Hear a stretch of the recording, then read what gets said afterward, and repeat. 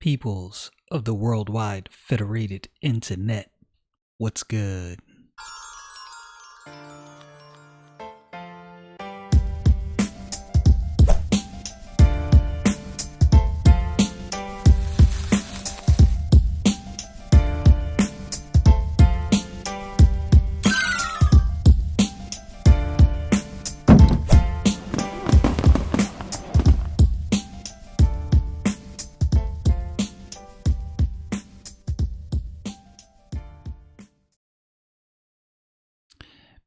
People, thank you for joining me on this endeavor of the thinking. I appreciate you. There's a lot going on. There's a lot to be missed. A lot of people are focused on the Kyle Rittenhouse trial and the verdict of not guilty. Many people saw that in many different ways, and I want to talk about that for a little bit. There is a nominee for the comptroller of US currency. Her name is, hold on, I'm going to pull up because I actually downloaded some papers that this woman has written, and her name is Salty Amorova. She is from the former Soviet Union, Russia. She wrote a couple articles, and I want to do an episode where I kind of deal with these articles. I just downloaded them, so I'm going to need some time to read them. They're pretty lengthy articles, so I don't want to try to force the issue and try to, go over this too quickly. One of them is titled "Why We Need a National Investment Authority." Ooh, I don't know about all of that. One of them is titled, excuse me, I'm opening them up. The People's Ledger: How to Democratize Money and Finance the Economy. The next article she wrote is Technology versus Technocracy: FinTech as a Regulatory Challenge. And the next one is central bank money, liability, asset, or equity of a nation. And there's another one. Now this one, I think the other one was kind of a joint article, and this one is dealing with disruption, emerging approaches to fintech regulation. And I downloaded these articles for several reasons. One, I believe eventually articles like this will be removed and scrubbed from the internet, because in the age of information, whether you believe this or not, whether you realize it or not, there is a group of people out there that don't want you to know certain things. And so I've seen information scrubbed from the internet. I've seen definitions change. I mean, we've seen that with the definition of vaccine and the definition of gain of function research. Definitions change right before your very eyes to fit a narrative. And I do believe there's a coming time where information will be removed from the internet in an effort to remove your ability to research and find out. I don't know much about Miss Amarova, and I don't want to attack her character right out the gate, but I have heard some things and I've read some things, and I think her idea of finance and what should be done in the U.S. economy, it's alarming to say the least. Other than that, I don't want to attack the woman, but I'm not sure that her ideals are compatible with the United States of America personally.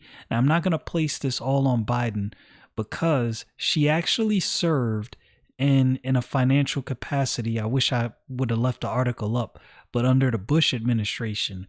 I think a lot of times we seek to place things at the feet of one person, right? Like at the feet of one president. Like he is the person who did X, Y, and Z.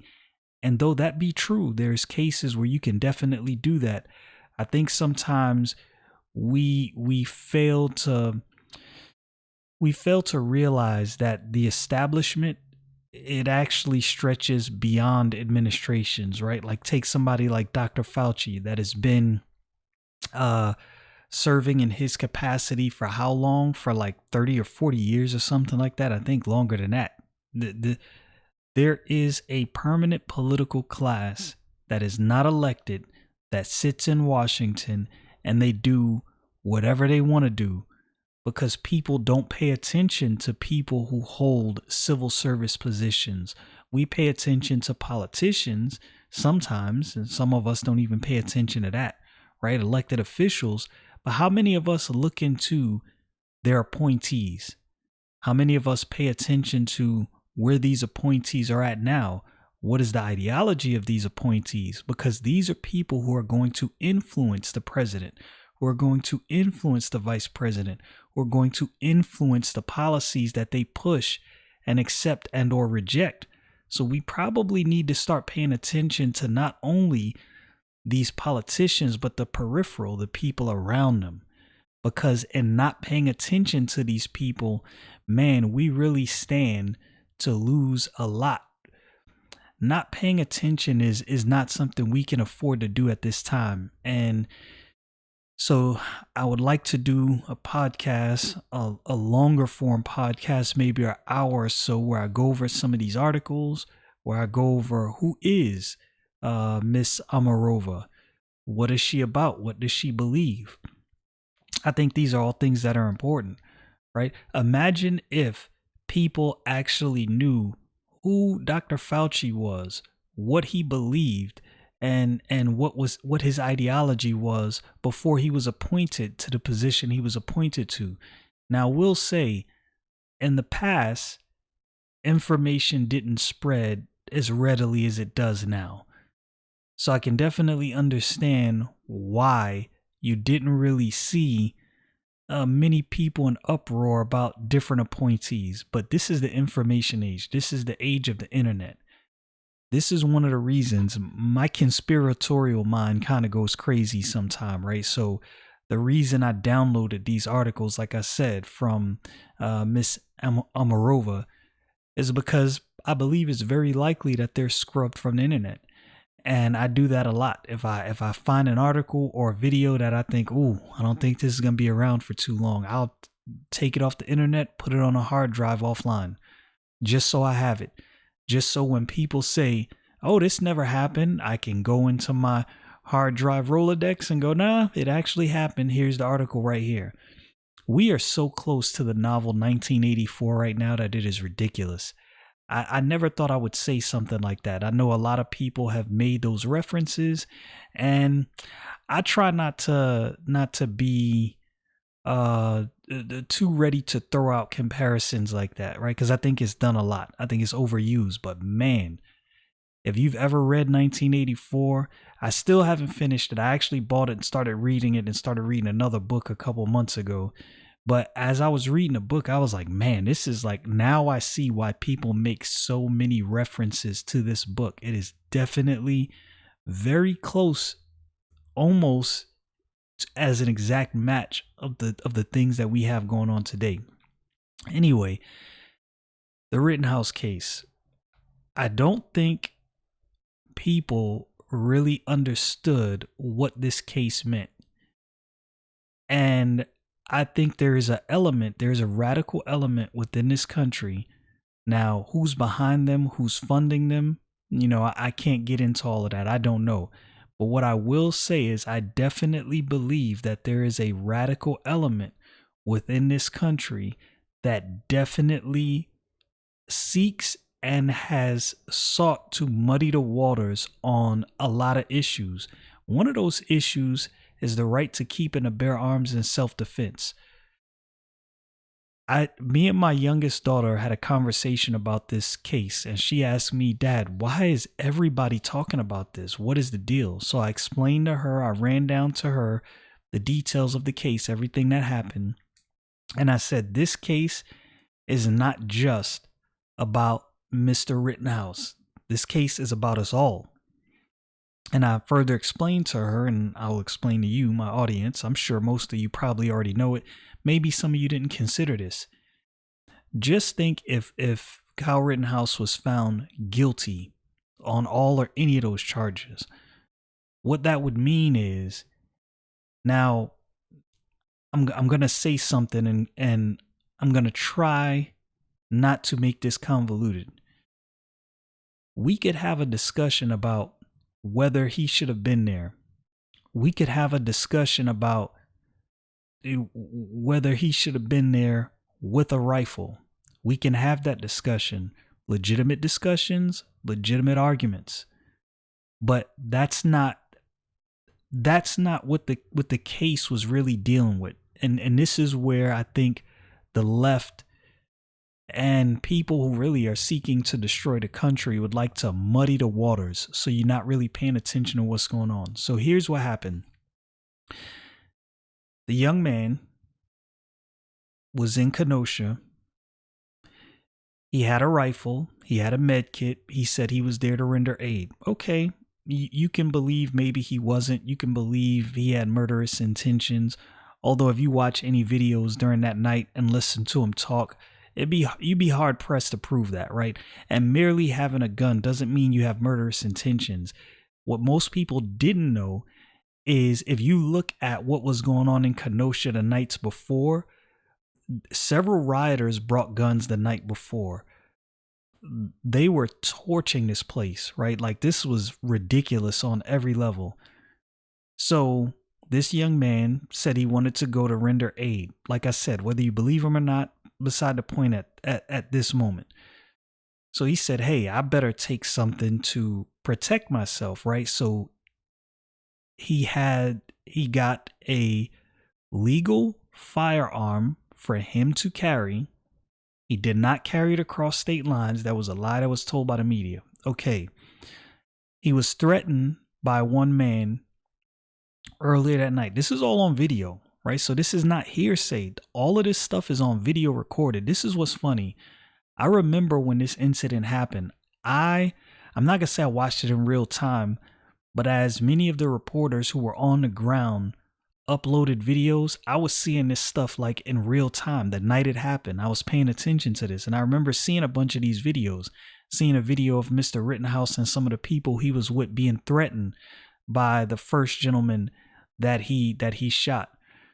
And this dude was lobbing out some really crazy threats, right? And he was very, very erratic. So Mr. Rittenhouse is going to put out a fire. He's approached by this one man who wishes to do him harm. The man lunges after the gun. Now you have to realize, anybody who's ever dealt with firearms, if I have a firearm on me, if I have a rifle and somebody goes to reach for that rifle, several things can happen. One, in the struggle for the rifle, I have to be thinking in my head, why is this person trying to take this rifle from me?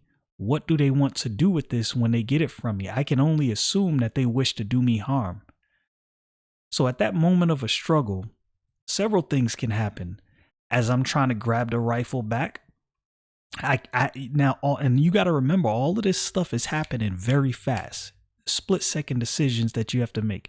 So at that moment, I have to make the decision, okay, what am I going to do?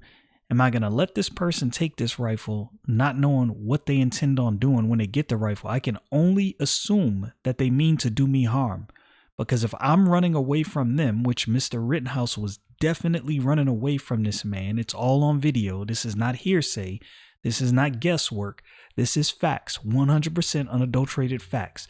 And if I'm running away from this person and this person is trying to take my rifle from me, my only thought is this person intends to use this rifle on me the moment they get it out of my hands.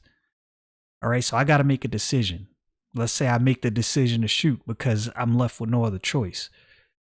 Okay, now I call the cops, right? I try to call 911, get some help there. And as I'm trying to do this, I notice a mob, they're a mob gathering at my location. Everybody's looking at me. They want blood. So I'm like, okay, let me run and go get the cops. As I'm running to go get the cops, somebody hits me over the head and I trip. Somebody goes to jump kick me. Another man goes to hit me over the head with a skateboard. He does, and as he does that, he grabs my rifle. Again, this is all happening very fast. Like all of this stuff happened, I want to say within like a 3 or 5 minute period. So as this man is grabbing my rifle again, I have to think to myself, what does he intend on doing to me when he gets this rifle?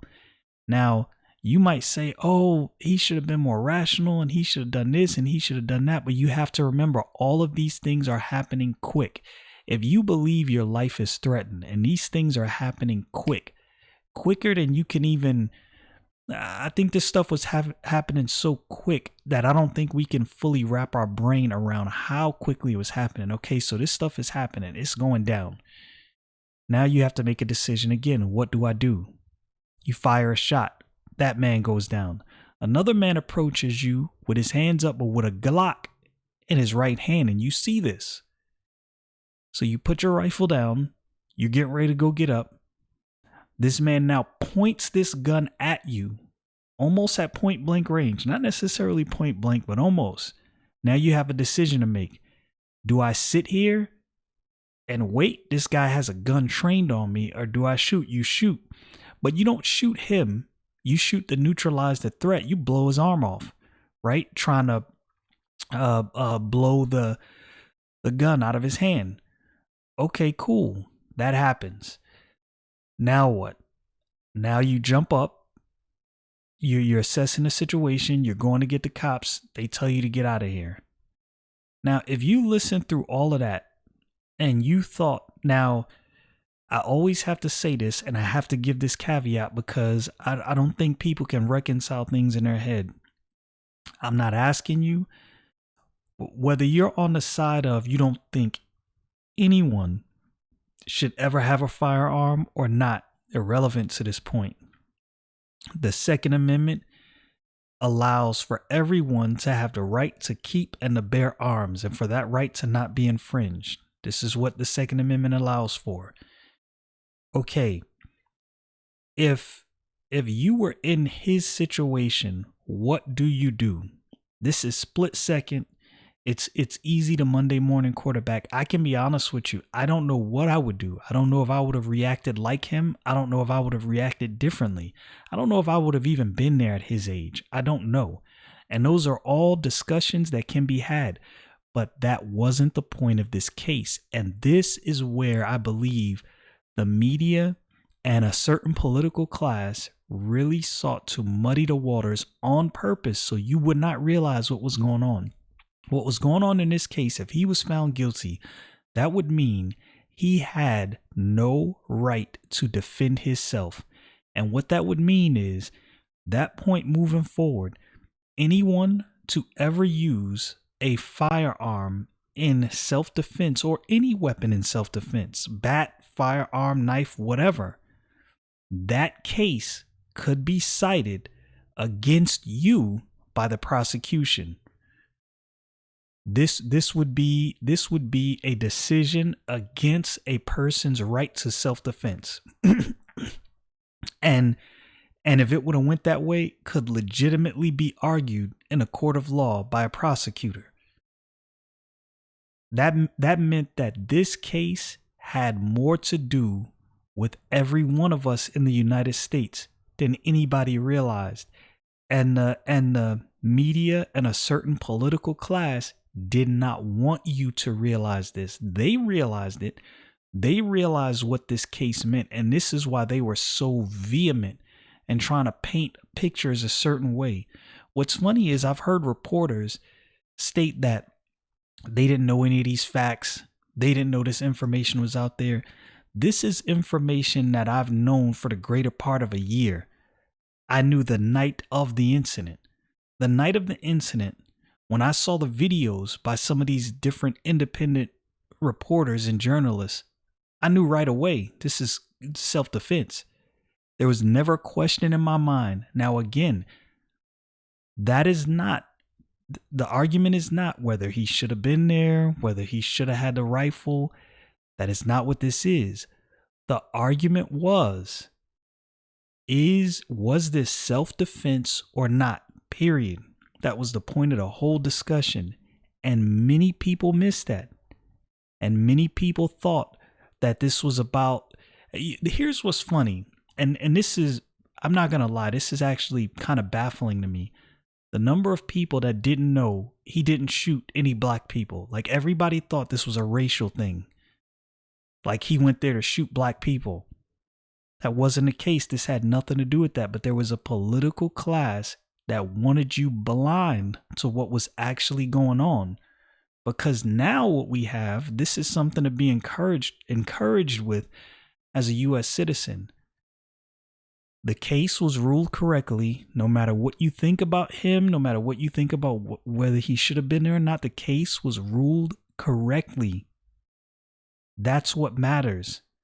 This means that in a court of law, the right to the Second Amendment and the right to self-defense was defended. That affects us all in a positive way. And this is something, for whatever reason, I don't know the reasoning. I could go into a conspiracy theory on that. I'm not going to do that for this show. But for whatever reason, there's a political class, there's a class of people that absolutely did not want you to know what this case was actually about. That should alarm you. That should make you pay a lot more attention to what's going on. Y'all know what it is. Stay frosty, people.